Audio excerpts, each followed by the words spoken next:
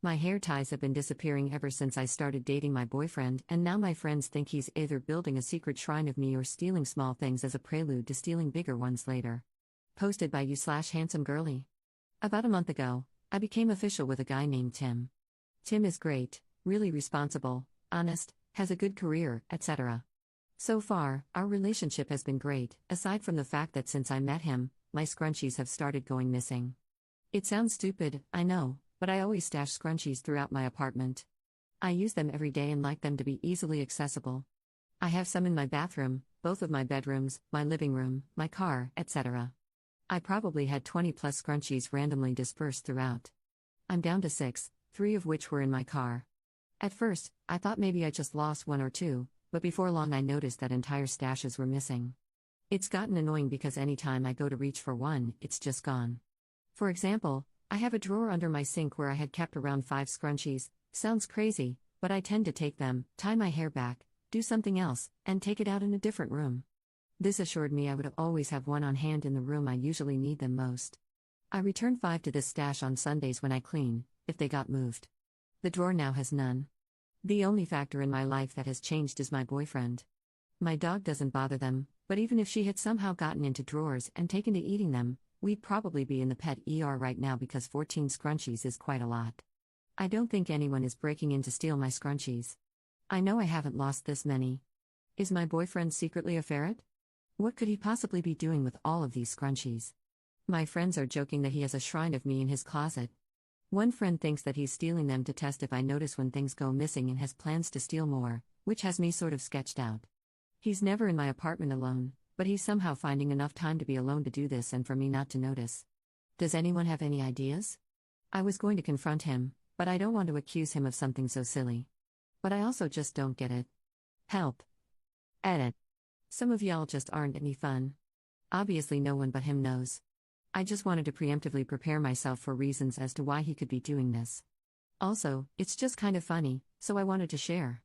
I thought the way this was written would kind of show that, but some people are taking it way too seriously. He's planning on coming over tonight, so it's definitely on the agenda to inconspicuously ask him where they've gone.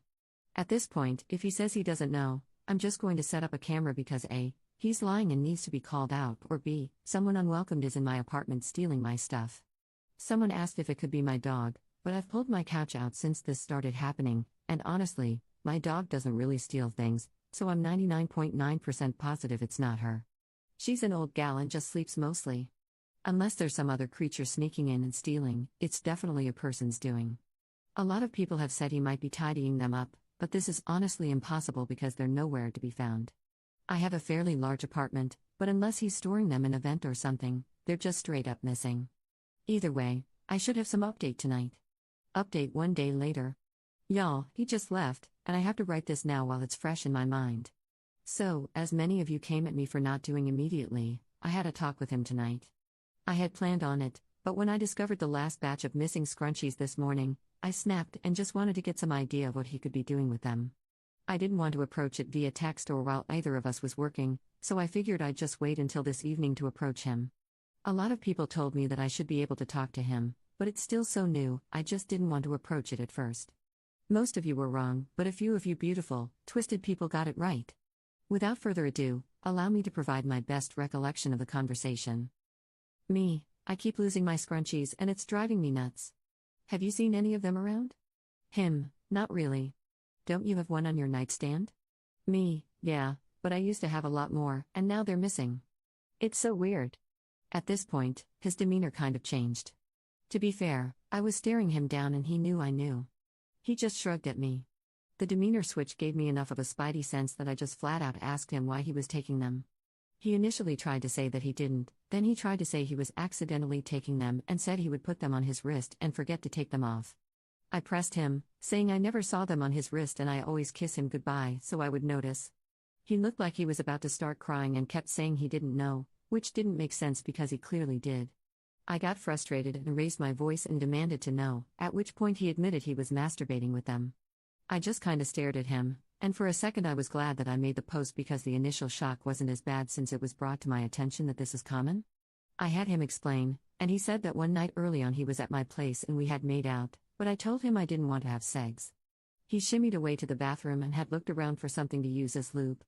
I only had scented lotions around, and he was worried I'd noticed that he smelled like them, so he chose the next best thing, which I guess was my ultra plush towel scrunchie. After he defiled my poor scrunchie, he apparently panicked and rinsed it out and put it in his pocket. I guess this experience ignited something within him, because he started taking them to relieve himself with.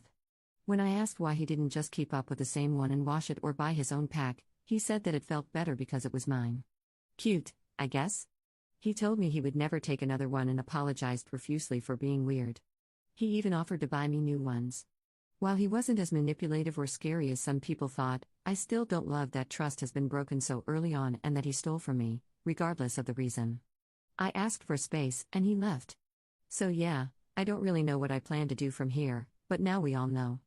Apparently, scrunchies of your loved one feel really good if anyone wants to give it a shot.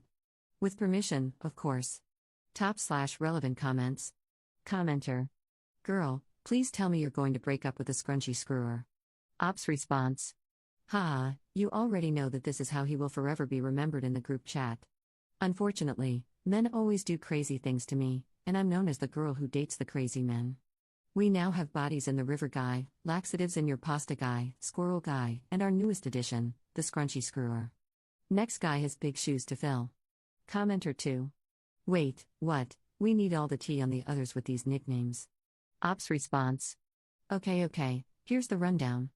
Bodies in the river. My first boyfriend broke up with me when I was 18. The guy was really weird and gave off serial killer vibes, but never towards me, so I was naive and let it go. Right before we broke up, he talked about killing his dad and coworkers. He said he was a sociopath and never even loved me, was just used to me. I gingerly ended things and called the police. He also hit me around this time, which was a no-go for me. One specific thing that happened was us going to walk around a river in our city, and he said something to the effect of, "I wonder how many bodies are in there." Bet a lot of people went missing, ended up in there, and were never found. Laxatives in your pasta guy. I dated this guy a year later. It started off weird because he pressured me into dating him by walking girls around my work. I worked at a coffee shop, and telling me how in demand he was and how valuable his time was. I again was naive and dated him. He started cooking for me a few months in, which I thought was cute, but I was constantly sick and he would gaslight me and tell me I wasn't actually sick, just being dramatic. I ended up going to a doctor who evaluated me for an eating disorder and accused me of taking laxatives all the time based on the symptoms I had shown. I told him I never did that, and he started evaluating me for domestic abuse. Turns out the guy was putting laxatives in my food to make me sick.